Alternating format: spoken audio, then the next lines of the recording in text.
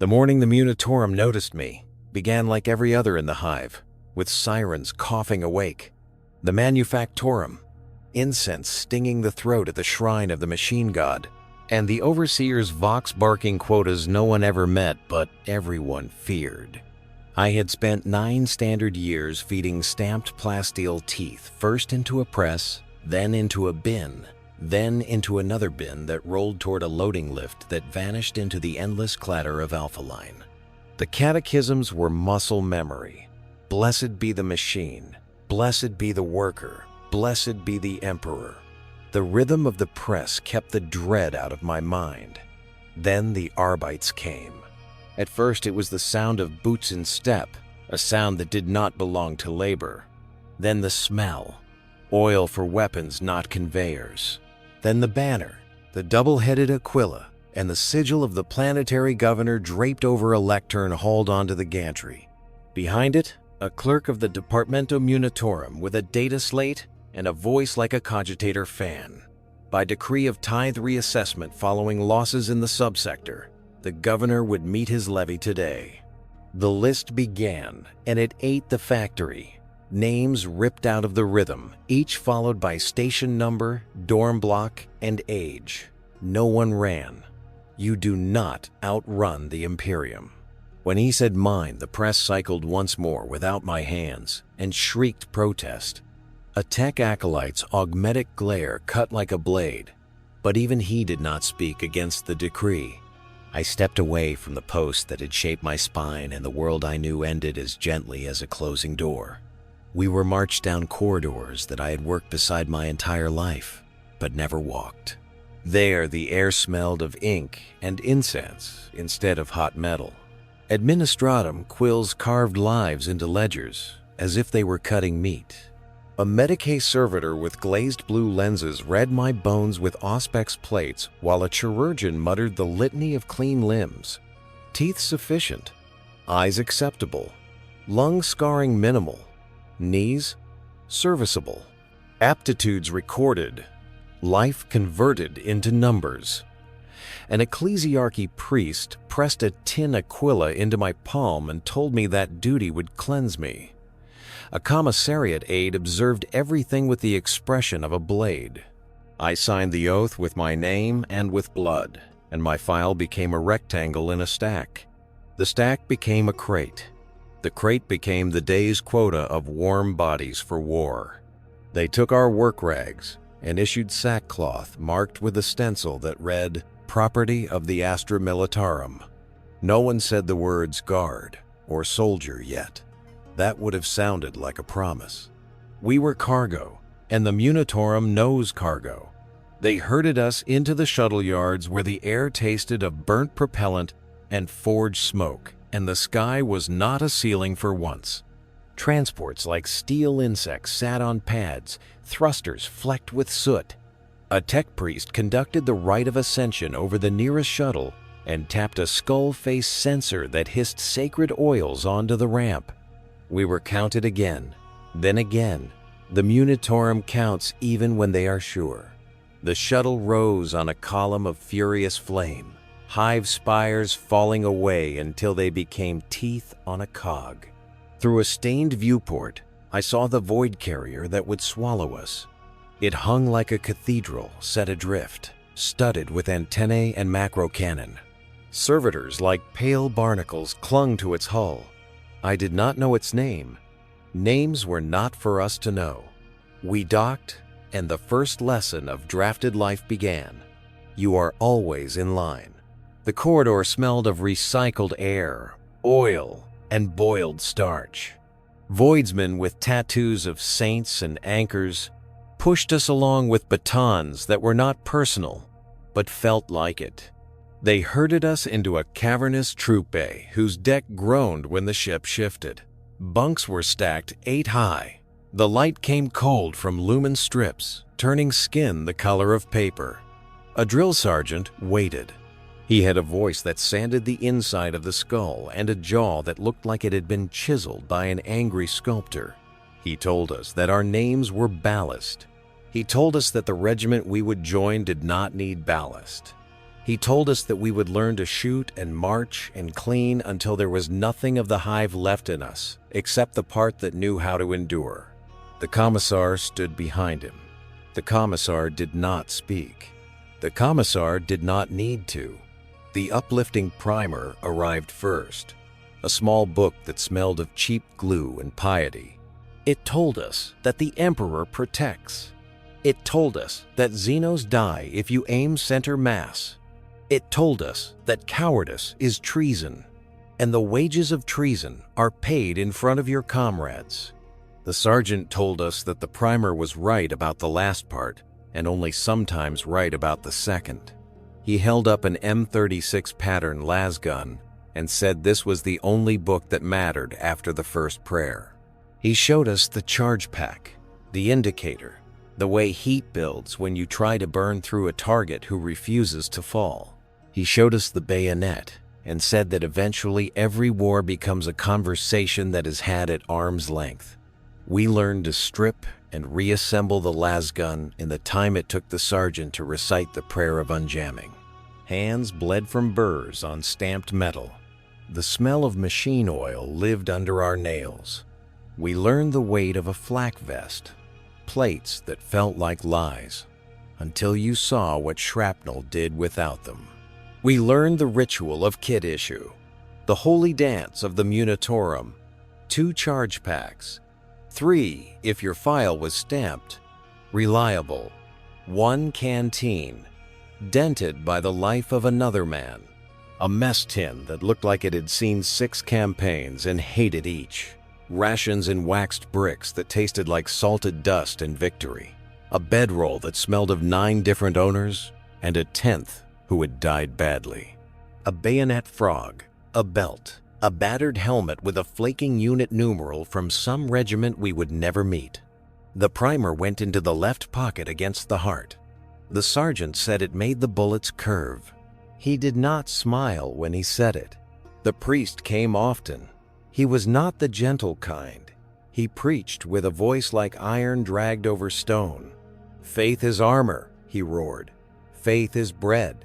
Faith is a fire that devours fear. He taught us litanies for each motion. Litany of true sight before you fire. Litany of steadfast footing before you climb a ramp under shelling. Litany of final breath for when you hold a friend who will not see the Emperor with living eyes again. The Engenseer came less often, but each time felt like Judgment Day. He examined our lasguns with a tenderness that he did not spare for us. He inked ciphers on the stocks and told us not to use the gods of the machine like cudgels when a hymn would do. He scolded a man for using a rag that had touched a ration bar to clean his weapon, and the man stood at attention like a penitent. The commissar attended drills without changing expression. A man collapsed during a forced march through the cargo corridors. The commissar spoke to him with calm sadness, and then put a bolt into his skull, because the man had chosen rest over obedience at the wrong time. There is a sound that a bolt pistol makes when it empties a life in a confined space. It is both thunder and a door closing. The commissar had to step over the body and continue the march. After that, no one collapsed without permission. We learned to love the rhythm of order voices. Column by 3, mark time, left wheel, halt, about face. We learned that you sleep when told, and eat when told, and pray when told, and there is a peace in not having to decide.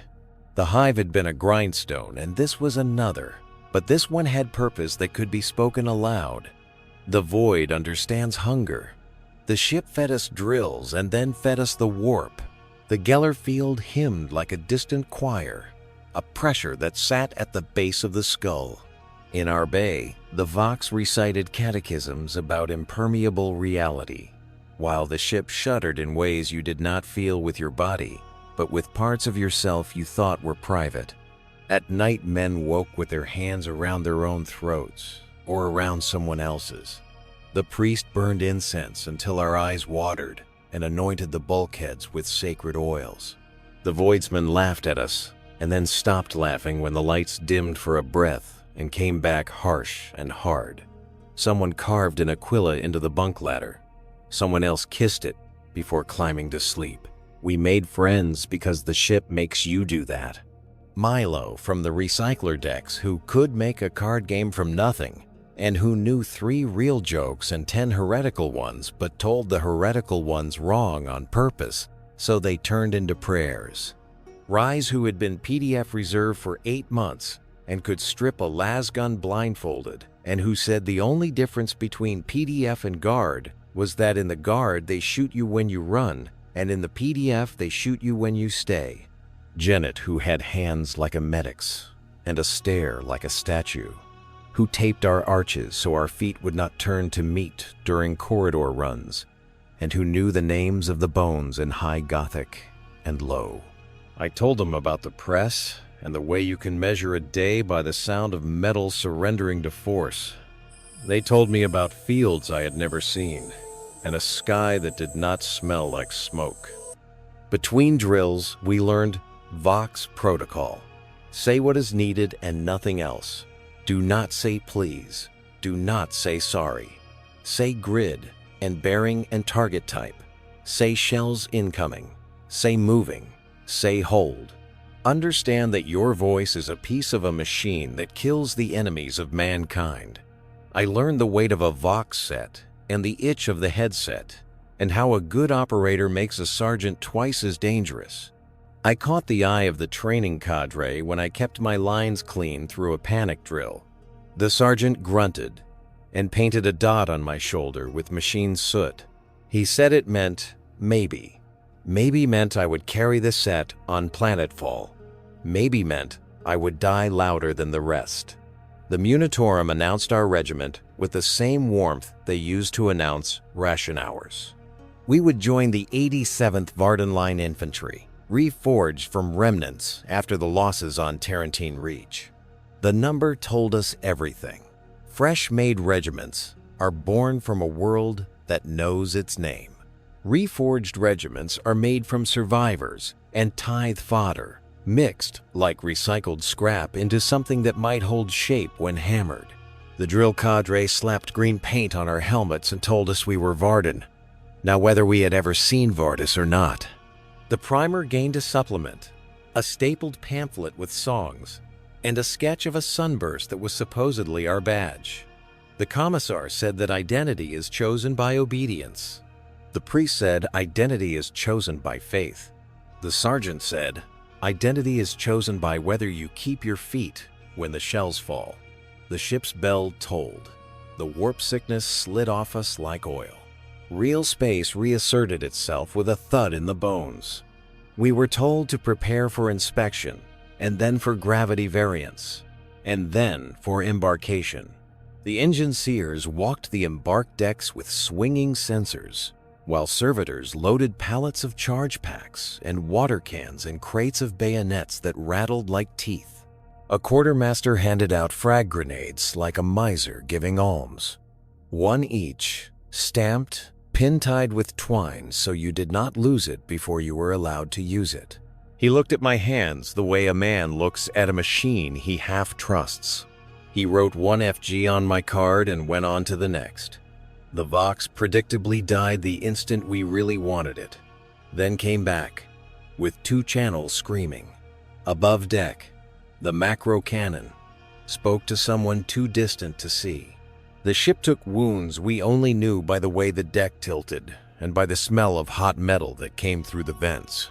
We stood in ranks with kit like a personal altar on our backs and said the litany of planetfall while the landing craft rattled its teeth. The ramp clanged, and the light stabbed our eyes. Not into battle, not yet. Into a staging field where the sky was bruised purple, and the wind smelled of soil and propellant. Rows of tents and prefab barracks spread like fungus, all marked with stencils and chalk scribbles. A tank company rolled past as if we did not exist. Their hulls were the color of dust. A Baneblade loomed like a walking cathedral, and no one breathed until it passed, because the mere existence of it felt like a vow. We stood while clerks made scratches in ledgers, and while a lieutenant introduced himself as our temporary officer, because the regiment would provide permanent structure once we reached the line. He looked very young and very polished, and the sergeant looked at him like a carpenter looks at soft wood. The priest asked if any would like to confess before first contact. 3 did. The commissar watched and said nothing, and wrote something we could not see into his book. We drilled on soil that tried to trip you with every step. You learn a world with your ankles first. We practiced bounding, leapfrogging forward by squads, while the heavy weapons team dug in a tripod and cursed with reverence while they set the pintle. We learned to trust our helmets even though the rim cut into the ears, and the sweat made the strap taste like old leather. We learned to read a sky for flyers by the shape of the shadows on the ground, and to tell a basilisk barrage by the pattern of the echo. The primer insisted that all Xenos fall to disciplined volley fire. The sergeant corrected the primer without blaspheming. Some do. Some laugh at you while you carve their limbs off. When that happens, you call for armor and pray louder. Night on the staging world tasted like metal filings and cold tea. The stars looked like pinholes poked in old cloth. In the barracks, a cogitator droned a loop of training lectures about field dressing, about triage tags, about how to apply a tourniquet and when not to, because losing a limb is cheaper than losing a soldier, and cheaper again than letting a soldier bleed out beside his lasgun. Janet showed us how to tear strips from a bedroll and not ruin the rest. Milo started teaching us a card game that required you to bet with promises and favors instead of chits. I won a promise that he would carry my spare charge pack on the first march. He won a promise that I would take his place on latrine duty the day after. Rise drew a map in dust and showed where a squad should point when first contact comes. He had done it before. He spoke without pride. The priest came to each rack and traced an aquila on our foreheads with machine oil. The commissar passed once at midnight and our breathing pretended to be sleep. Dawn brought a briefing that smelled of stale ink and determination. We were to ride by Chimera to a forward logistics point, and from there to the line by boot. The enemy had taken 2 ridges and an agri settlement that had already been written off the ledgers as unrecoverable. We were not told their name. Names are an intimacy refused to the foe unless a chaplain wants to make a sermon with it. We loaded into chimeras that had seen more wars than we had birthdays. Inside it was close and loud, and smelled of fuel and old fear. The Vox chattered and cut, chattered and cut. The driver swore by saints I did not know. The ramp clanged shut and the world turned into vibration and heat and the clack of treads over rocks. I sat with my lasgun across my knees and counted my breaths in squads of 5. The sergeant checked us with eyes like knives. Rise offered a single boiled sweet from a ration bar, like a sacrament. Milo shut his eyes and mouthed something that might have been a joke or a prayer.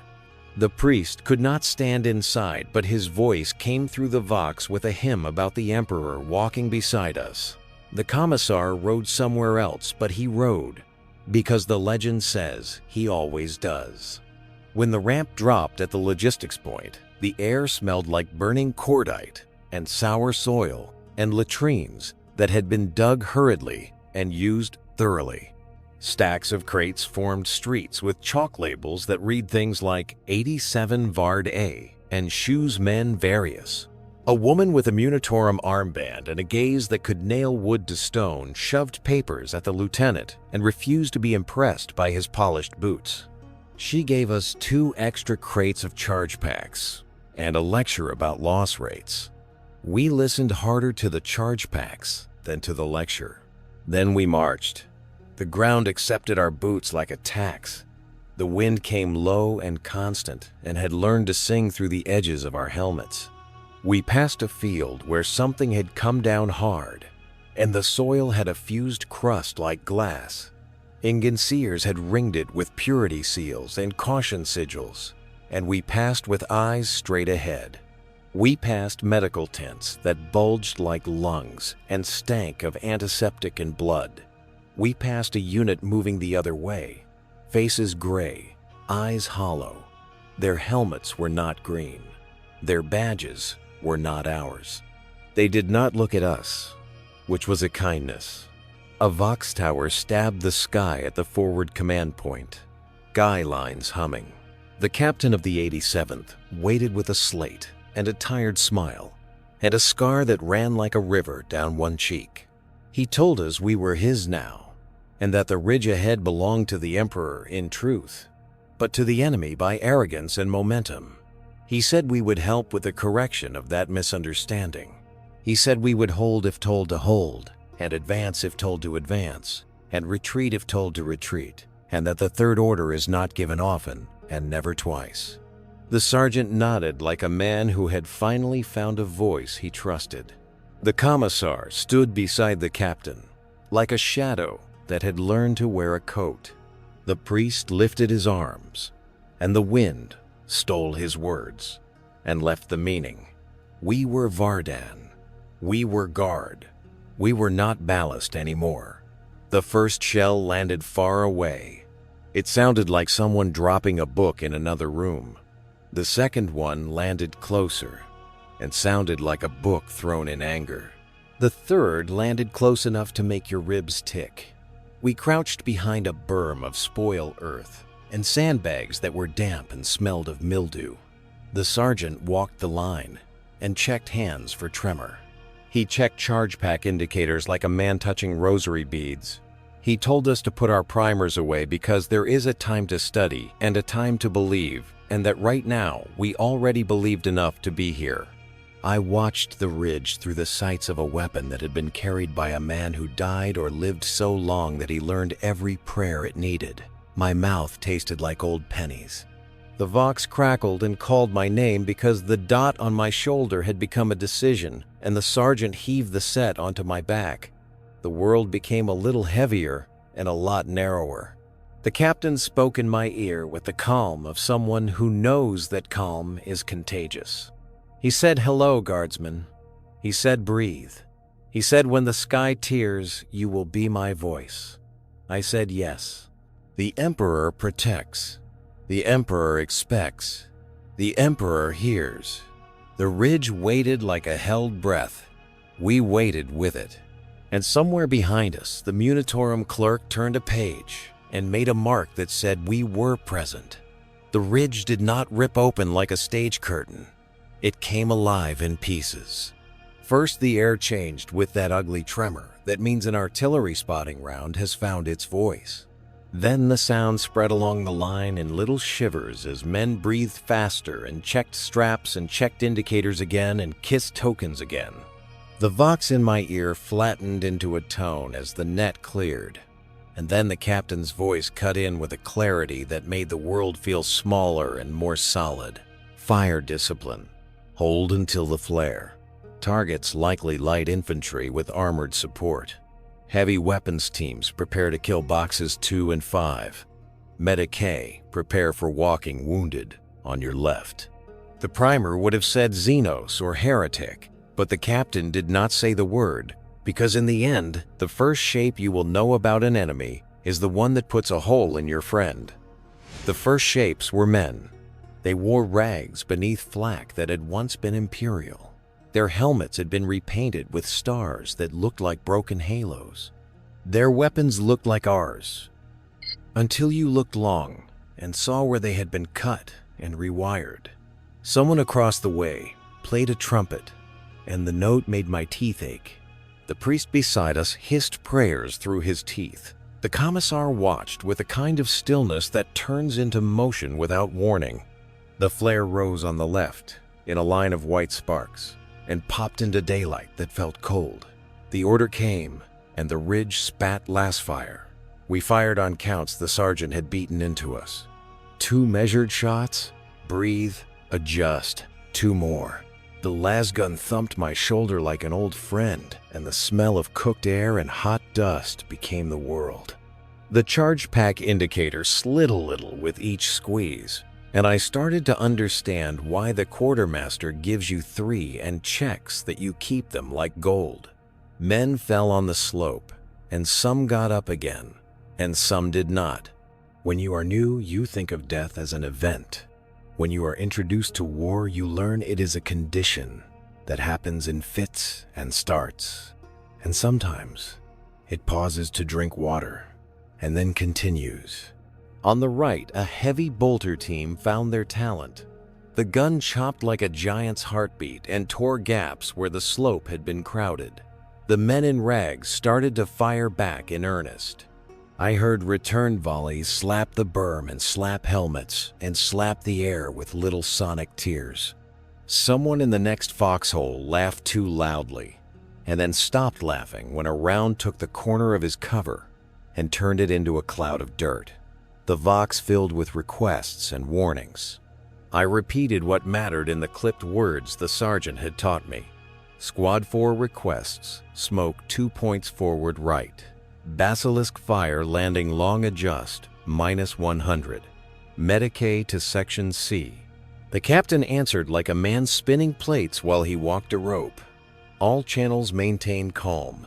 Smoke authorized 2 and 6. Basilisks adjust fire by my mark. Medicae hold until suppression. The earth did not listen, but the men did. A mortar round walked into our trench and did not explode.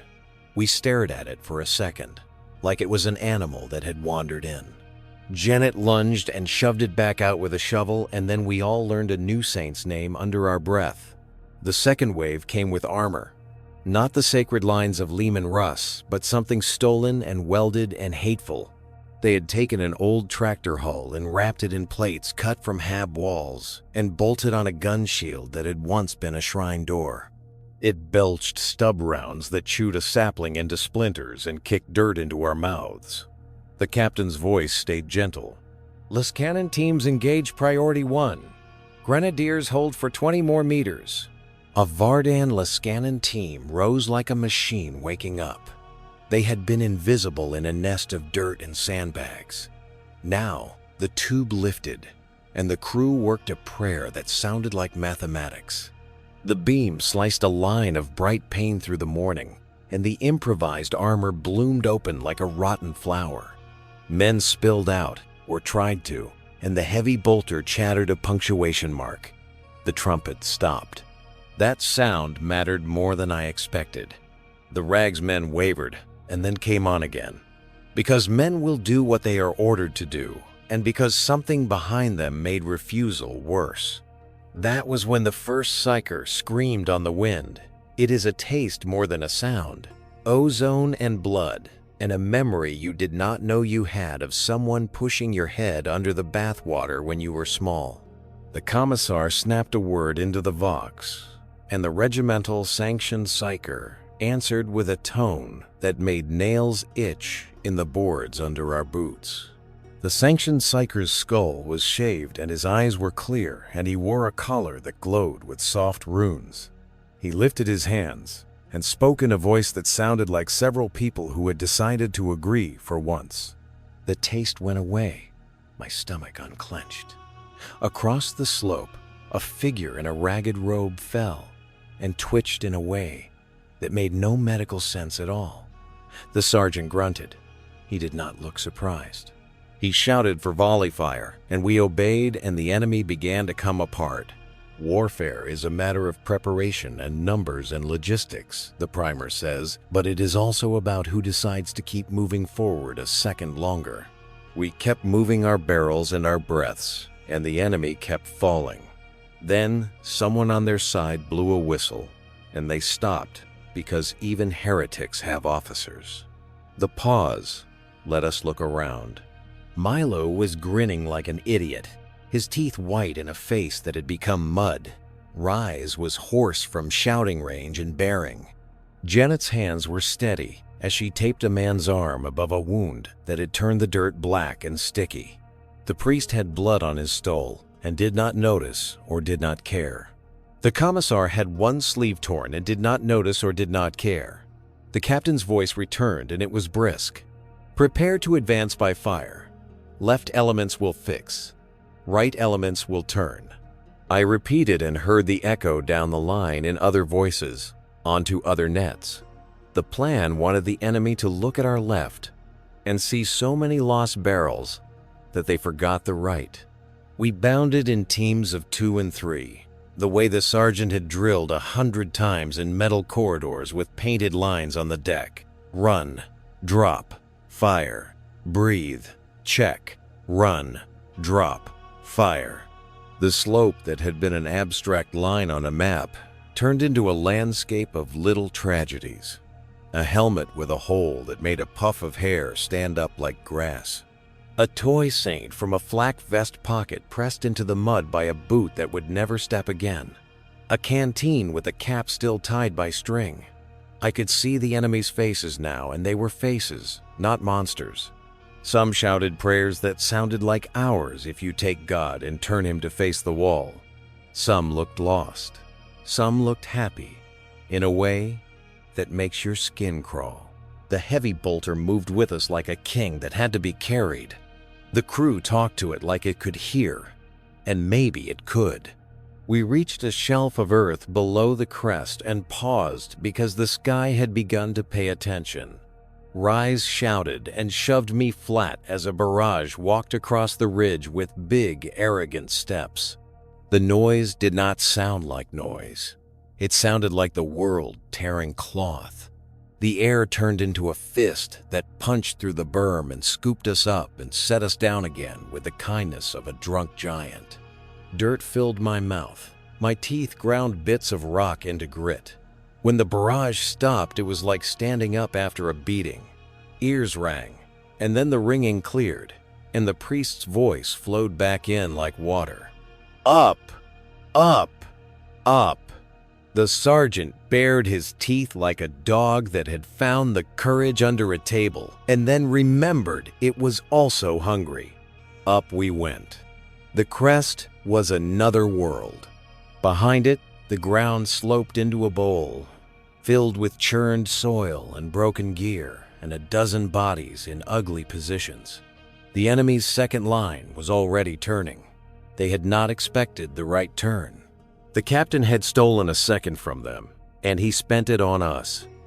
All squads advance. Do not chase. Cut. Hold.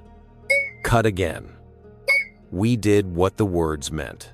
Milo took a shot that hit a man's weapon and turned it into a handful of light.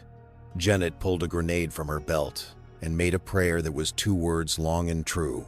She threw, and the frag went off in a manner that made physics feel like a moral philosophy. The enemy line folded like wet cloth. The trumpet sounded again from farther back and sounded different, as if the man blowing it had decided he wanted to be somewhere else. They broke, not all at once and not with drama. They thinned, and then they were a stream, and then too many of them were running to call it a formation. The sergeant did not let us chase. He let the heavy bolter sing the hymn of departure while we took breath and counted and checked packs. The commissar did not shoot anyone for moving without orders because no one moved without orders. The captain came up with his map slate and his scar and nodded at the bodies and at us and at the way the line had curved. He said, "Hold." He said, "Dig." He said, "You did not embarrass me." That last part felt like someone had placed a coin in my hand and told me to keep it. We dug. The engine seers arrived with a servo crane that made a braying sound like a dumb animal and dropped prefabs into place. We raised a lip of walls out of sandbags and grief. We set up range sticks and marked arcs in chalk on the new parapet.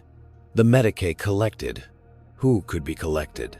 The dead became numbers, and then became prayers, and then became the job of the quartermaster and the priest and the commissariat, because the Imperium knows how to turn sorrow into fuel. When evening came, the wind shifted and carried a smell of fire that was not ours. Somewhere to the south, a promethium cache had gone up and drew a black line across the sky. We chewed rations until our jaws hurt and tried not to taste the tin of the canteen. Milo finally told one of the heretical jokes in a way that made it into a hymn, and we laughed because it felt like permission to be alive. The priest visited each position and asked for names of the fallen, and wrote them in a book that looked both too thin and too heavy. The commissar read the names without comment. Later, he walked away from the fires to speak into a vox of his own. His face did not change, but he took off his cap in the dark, and that meant something. I sat with the vox set and cleaned the contacts with a rag that was supposed to be white and was now history in cloth.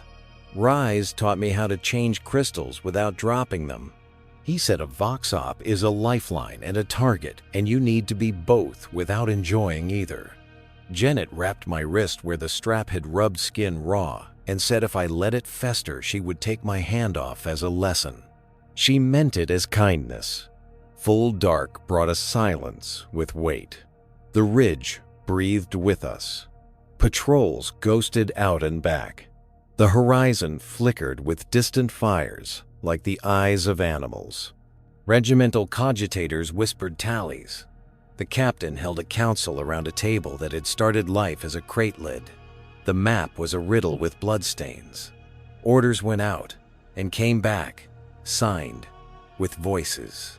The night found a rhythm that was only almost peace. Then the sky tore again. Not artillery, something bigger and more personal. Shapes moved against the stars, like fish under ice. The vox screamed in the high registers that usually mean a power failure or a singer losing his voice. The air tasted like iron filings rubbed into gums. The Geller Field hymns on the carrier far behind us had found an echo here, and that was wrong. The sanctioned psyker rose from his stool like a puppet pulled by a god who had finally woken. He lifted both hands and spoke in a language the primer will never print. The air jerked. The tearing sound hiccuped and closed. The shapes against the stars blurred and were gone. The psyker sat down very slowly and bled from the nose like a man who had remembered why the collar on his neck is not a decoration. The commissar stared at him for a long second and then looked away first. Dawn arrived mean and unwilling. The enemy had not returned to the ridge in force, which meant they would return somewhere else or they were learning from their dead. The captain sent us to probe the bowl and then beyond it with a screen of scouts. I went because a vox goes where the sergeant goes. We moved through the scraps of the fight, like archaeologists in a graveyard of fresh stones. We found a cache of ammunition stacked under a tarp that had been a curtain in a hab once.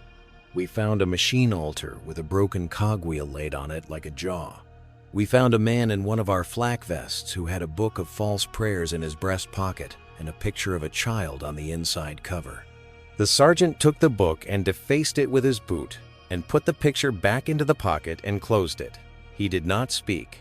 The trumpet lay in the mud near a hand. Milo picked it up and blew a note that startled crows and men. The sergeant told him to put it down, and he did. On the far side of the bowl, we found the start of a trench cut toward the Agri settlement. It had been dug in straight lines, like men who thought they had time. We followed it. The wind came up over the fields and brought the smell of rot that was not battlefield rot. The settlement had been worked hard by shells and men. Hab shells were cracked and peeled. Storage silos bled grain into the mud.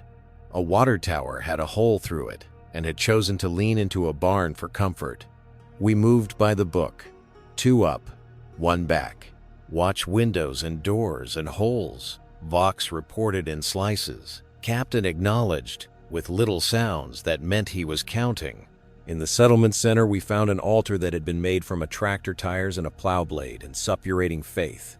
It wore symbols that once might have meant hope to someone and had been turned toward something that eats hope for meat. The priest spat and then apologized to the machine spirit of his canteen for wasting water on disgust. The commissar calmly listed offenses and violations and promised a correction. The engineer collected stripped cogitator cores and placed them in a strong box as if they were children. In the granary, we found the explanation for the smell. The enemy had stored their dead as carelessly as they stored their ammunition. The priest read the final catechism for all souls because mercy is not conditional on which hymn book a man ruined his throat with. The fire turned the settlement into a signal. Smoke wrote a message to anyone who could read. The message said, "This place has been taken away from you and given back to the ledger of the Imperium." The captain chose that moment to arrive with reserves and orders. He set the voxmast in the broken square and planted the regimental banner where a town fountain had once stood. The banner looked ridiculous and necessary. He told us we would hold the settlement as an anvil while armor swung. He said the ridge was only a preface. He said the enemy had heavier friends, and we would meet them soon. He said sleep in turns and eat whenever there is a quiet minute, because quiet minutes are gifts that do not accumulate. The Millennium showed up with a cart that had a saint painted on the side and handed out fresh charge packs and an extra ration of alkaloid brew that tasted like broken promises but cleared the ache behind the eyes. The quartermaster signed receipts as if he suspected we would try to eat the paper. He looked at my Vox and swapped a spare crystal from his own pocket without writing it down. He said, "Keep this one dry." He said nothing else. That was kindness, too. I slept sitting up with the set cradled and dreamed of home and of the press and of the sound a bolt pistol makes in a corridor that smells of ship oil. I woke to the kind of quiet that is not quiet at all. Distant armor, distant guns, a nearby voice reading off codes in a level tone. The settlement had grown barbs in the night. Wire sang in the wind where it ran along stakes. Mines had been plotted and marked. The heavy bolter kept watch with its crew murmuring mechanical love stories to it. The priest had stacked hymnals in a pile that could be grabbed on the way to the line if men remembered to let their hands do the thinking. The commissar inspected boots like a tailor and faces like a judge, and then told a story about a regiment on a desert world that had learned to drink sweat to live. He did not smile. The captain gathered squad leaders and spoke low, and when they broke, the sergeant's expression had new hardness folded into the old. He told us the enemy would attack soon with borrowed armor that would not stop for cries or for prayers shouted too late.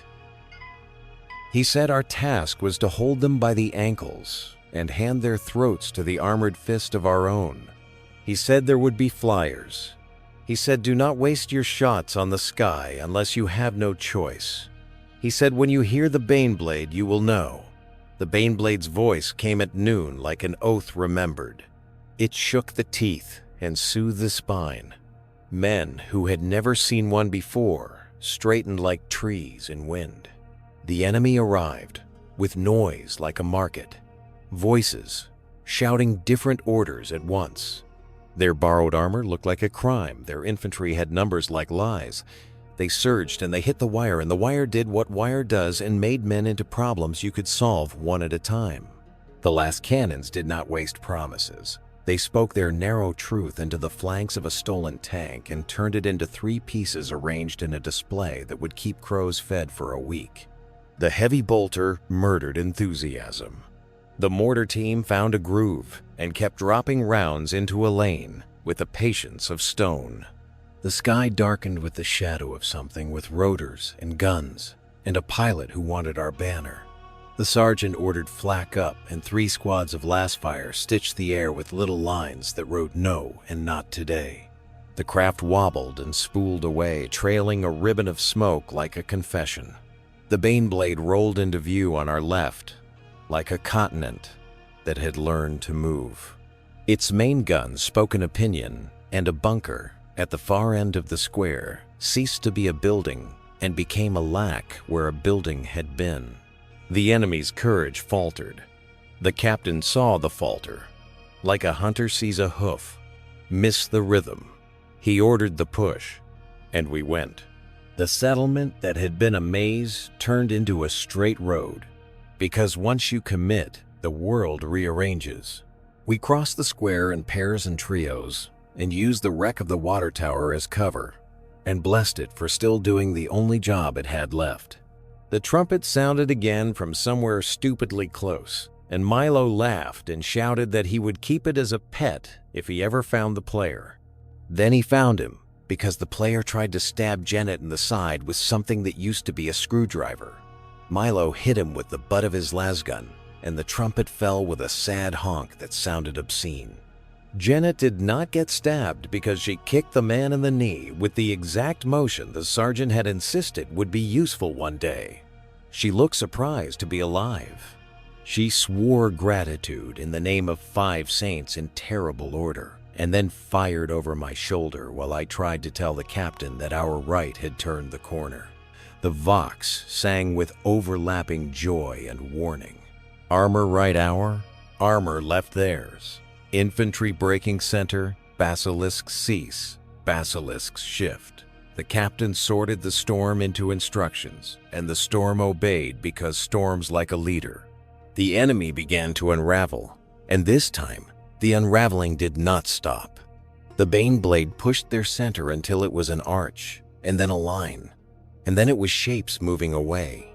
The Commissar did not allow a chase because chases break lines and lines preserve lives. He allowed only the heavies and the armor to press, while we carved pockets out of what remained in the settlement and took men who dropped their guns and kicked their weapons away and lay down with their faces turned to the dust.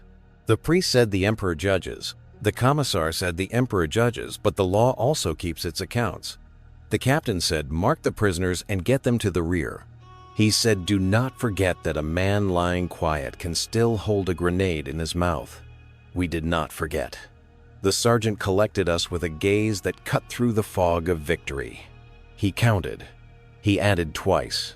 He frowned at a number. He made a mark on his slate.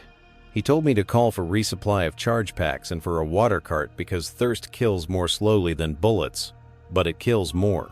I called. The quartermaster acknowledged with a grunt I had already learned to like. He told me to smile for once, because the ledger would have something on our side of the column that was worth reading again. He said not much in this war feels like interest paid. He said enjoy the coins you get. I tried. It felt like a sin and a relief. That night we slept in real beds for the first time since planetfall. The beds had been dragged into the square and laid side by side under a canopy of torn canvas because no one trusted roofs that did not also have stars behind them. The priest sang us down with a hymn that had a chorus you could hum without thinking. Milo dreamt with his mouth open and snored in a way that made Rise throw a ration bar wrapper at his head without waking either of them. Janet took her boots off and sighed like a widow, discovering a letter. I cleaned the Vox plates until they shone like nails on a coffin, and then finally let my head fall back. The stars above the settlement looked like they had been washed. The ridge beyond was a darker line against a dark sky. The Baneblade slept like a mountain. The Commissar walked the line once more, and then stopped, and looked up as if he expected to see a sign or a reason or a map that told him why we were still here. The sign did not appear. The reason was the same as always. The map was the one we were still drawing with our feet. Morning would bring the louder war that the captain had promised. Morning always does. Morning did not ask if we were ready. It arrived with the kind of report that shakes sleep out of bones and replaces it with iron and habit, and the small, hard things a man uses to make himself stand up where a smarter man would stay. Down, and the captain's voice came through the Vox with the same careful calm as ever, while tanks coughed awake and mortars cleared their throats, and the priest's hymn stumbled into rhythm. We were ordered to extend a picket to the north orchards, where irrigation rigs made shadows that moved like men. And the sergeant took us, because the sergeant always took us when the map had smudges. The settlement felt different now, with our wire and our range sticks and the banner planted like a dare. The enemy did not test the square. First, they tested the edges where men get lazy, and we did not get lazy. We crept through furrows, where something had tried to grow once, and now only stalks remained. Milo found a tripline by listening to the flies and cut it with 2 fingers like a magician. Rise counted steps out loud so fear could hide inside numbers. Janet smeared ash on my cheeks until the smell of last NI. Dight's fire lived with me, and the sergeant crouched at a ditch and used his knife to draw our lane like a child folding paper boats. The first contact started with that trumpet again, stubborn and cracked, and then the orchard came alive with auto-fire that stitched trees and kicked splinters into faces. And a stolen chimera rattled between rows with a gunner who had painted saints on his cheeks upside down. The Lascanon team whispered their math and burned it out from the side, and men tumbled like sacks of grain, and the orchard filled with the sound of someone losing a bet with God. We fell back by order and not panic, and the enemy followed with dare, and we let them because the square had teeth now. The heavy bolter cut arcs in the morning, and we traded noise for ground until the captain called hold, and the basilisks finally found their page and wrote it across the orchard, in sentences of smoke and soil and finality. After that, the enemy did not push the orchard again, because the orchard had become a memory of heat and metal, and many names being recorded by hands that never shook. The captain sent me to the command post with a runner, because the Voxnet was beginning to squeal from interference that tasted like cold metal on fillings. The sanctioned psyker sat on a crate with his collar glimmering and his pupils large, as if he had swallowed the night and was forcing it down. He told the captain that something was feeling along the weave, and that our enemy had found a friend who should never be a friend. The commissar listened with his jaw set and said the word ritual like a N, ale. Orders came down like rain, and this time we were not to wait. We were to break the hand that reached for our line. We formed assault teams around the priest and the psyker, and a borrowed squad of grenadiers who had that 1,000-yard calm, as if they kept their nerves in a tin in their pocket. We moved at a crouch through alleys that smelled of fuel and the sick animal stink of too many men living on top of one another for too long. The Agri Chapel had been cracked open, and its floor was chalked into circles that made the eyes slide away. The priest spat again without apology and kicked a bowl of foul incense across the flagstones. The enemy had gathered there with masks that were laughing and robes that had sewn prayers backwards on purpose, and a sergeant who had once worn the same green we now wore. He stood with a book made from the covers of many primers stitched into one, and his mouth moved in a way that made the air ripple like heat over road. The sanctioned psyker stood and answered with a tone that sounded like a choir in a well. I felt my teeth sing in my gums, and I hated it and loved it because it meant the world still had fences. The fight in the chapel was ugly and close, and without grace. The grenade team tossed their children, and the room filled with nails and thunder and bodies, and the priest shoved a man's head into the chalk until the chalk broke. The traitor sergeant tried to speak a last word to a god that did not have room for him, and the commissar shot him, once, without anger, and then twice more because the book would expect a record. The psyker bled from both ears and did not fall, and the collar hummed like a hive of flies, and that was how we knew we would still see sky. Tonight, outside the chapel, the enemy had been waiting for our backs, and we gave them fronts instead. Milo took a round in the shoulder and apologized because he dropped his spare pack, and I took his hand and shoved it back on his sling and told him his jokes would be fined if he died. He grinned, the pale grin of a man with no blood left to color it, and told me to keep the trumpet if he went. We broke the circle, and the air smoothed, and the interference in the Vox became only the usual clutter of fear and courage, pretending to be logistics. The captain called the all clear on the ritual site with a voice that betrayed nothing of the weight that had been hanging over us, and then assigned us to escort armor to a ridge farther east where the ground had learned to hate. Tracks. A Lehman Russ squadron rolled past us like patient teeth, and we walked in the rut of their treads, tasting promethium and old victories, and the kind of heat that lives in exhaust grills. The Baneblade did not join this dance because it had its own to do on the left. Instead, we had a Demolisher that spoke in short words, and a Vanquisher whose long gun wrote opinions that no one could argue with twice. On the ridge, the enemy had built a field of fire that made mathematicians smile and men die. We crawled behind a shell of a utility shed and watched tracer lines stitch and unpick the day. And the sergeant took a long sip of water and handed me the tube, because he knew the Vox would keep me upright until I fell, and then he would kick me up again. The captain ordered smoke, and for once, the breeze obeyed and rolled a white veil over the ridge, while our heavies moved like patient oxen. The Demolisher spoke, and a bunker became a fable told to frighten children off bad paths. The Vanquisher reached out and plucked a tank destroyer by its heart. Our infantry went in section by section. A man beside me froze for 1 second, and I put my hand on his pack and pushed. Because sometimes a man needs a little gravity. He moved and fired, and later thanked me in a cracked whisper, as if gratitude needed stealth. The ridge fell in pieces, the way it had tried to stand, and we took it the way a tide takes a beach.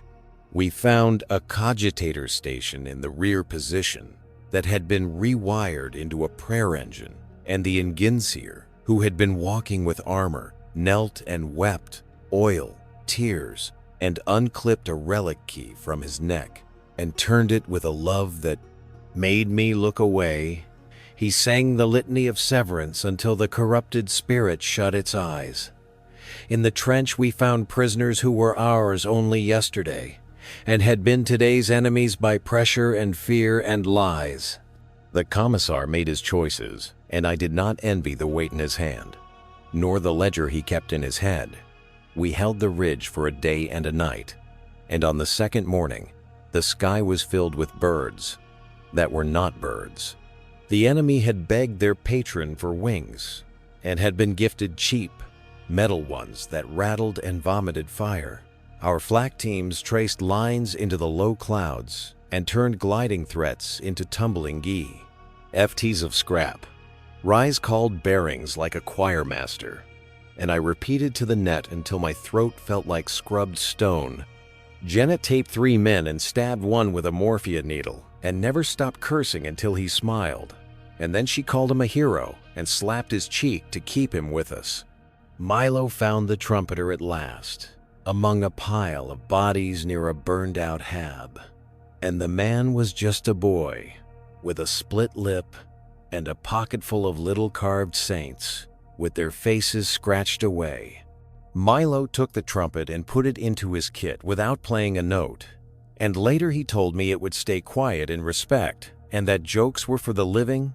When the enemy finally broke for real, they did it like a levy, giving up, not with grand gestures, but with a weary sigh and a turn of many backs.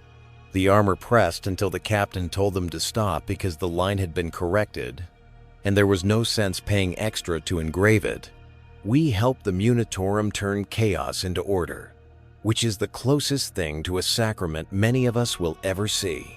We stacked captured weapons by number and by type and by sin. We wrote names for those who still had them, and numbers for those who did not.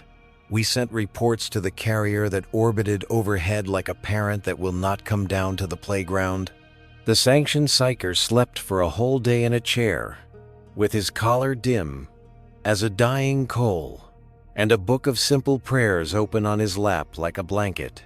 The priest organized a brief service in the square and read names until his voice went, and the commissar finished the last page for him in a voice.ce that made the air stand up straight.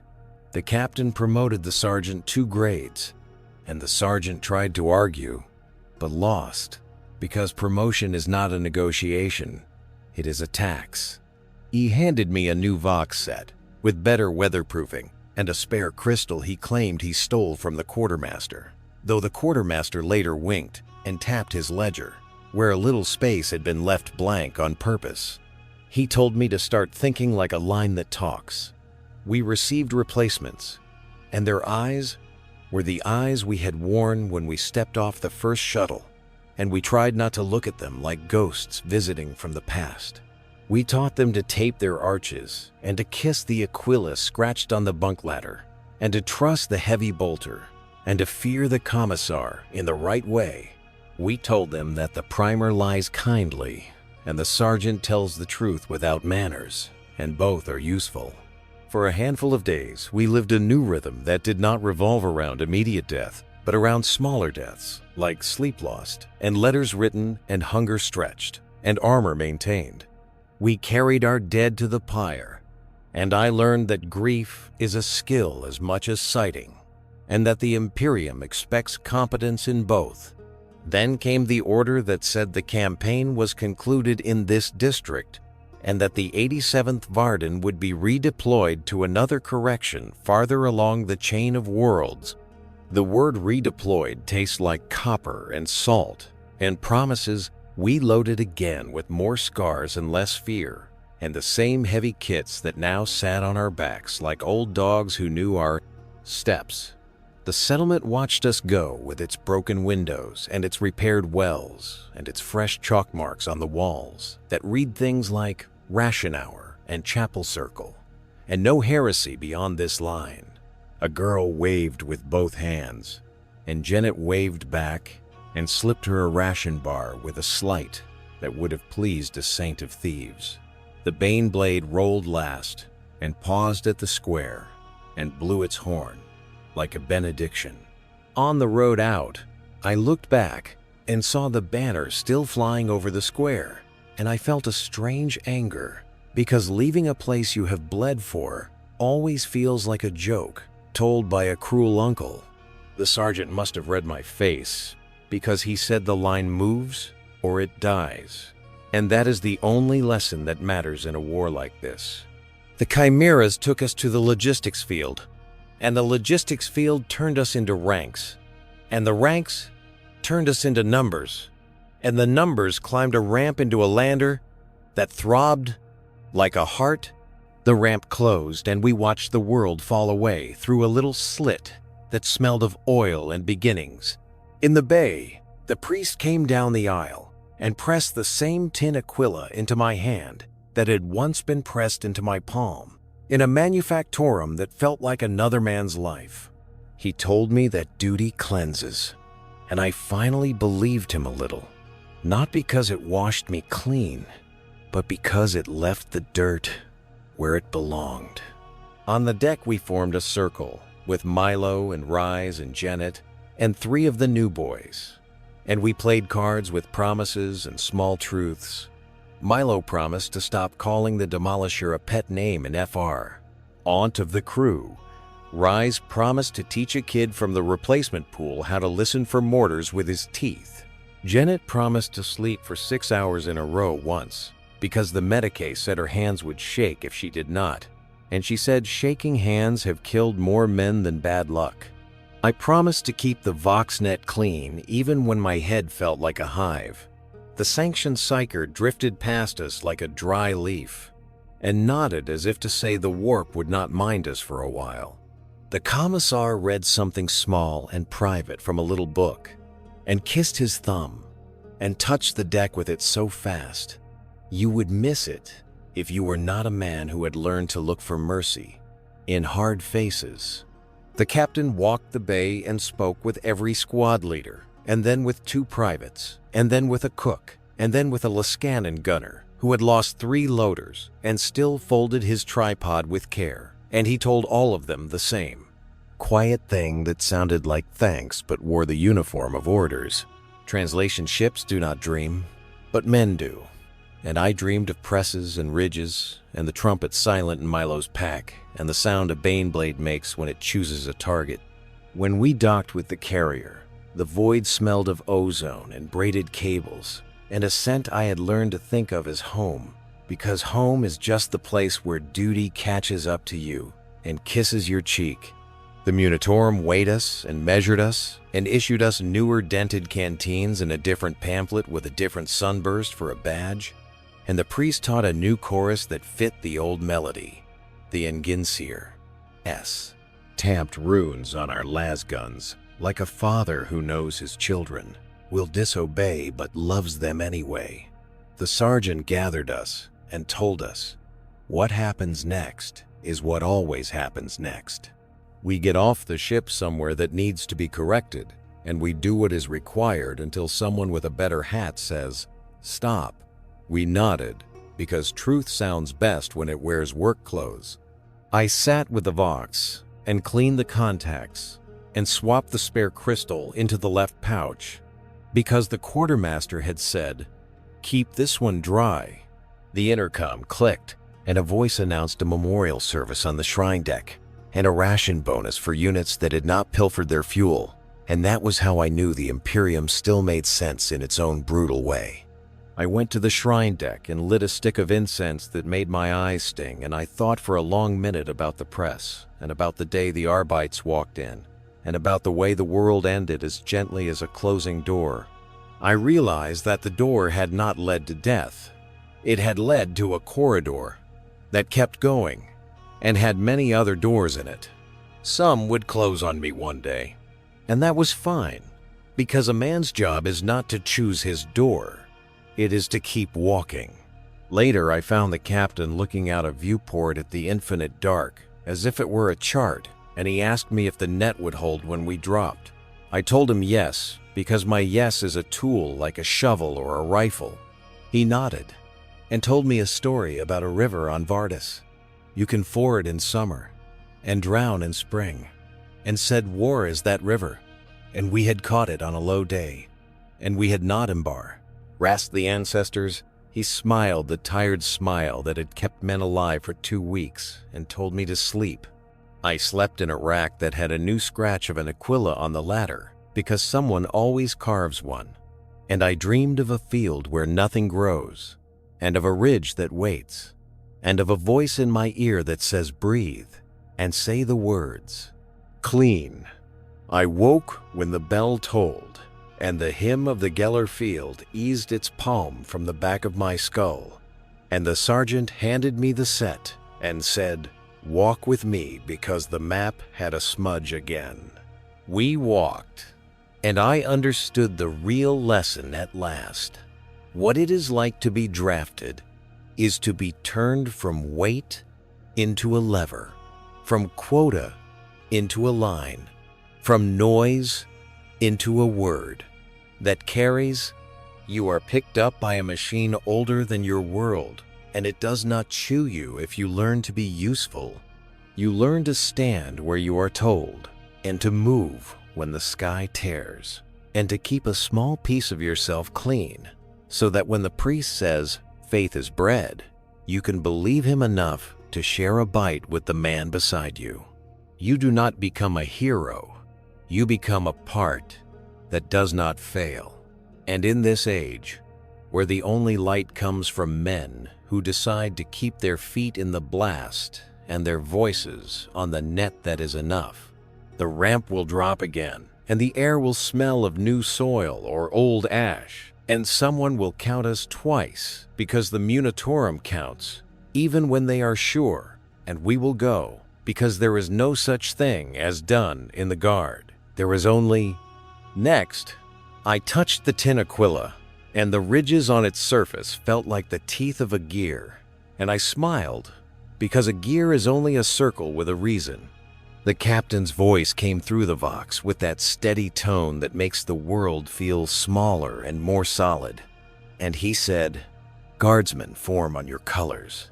And I stood and lifted the set, and spoke his words into the net, and listened to them come back from 100 throats, like the answer to a prayer.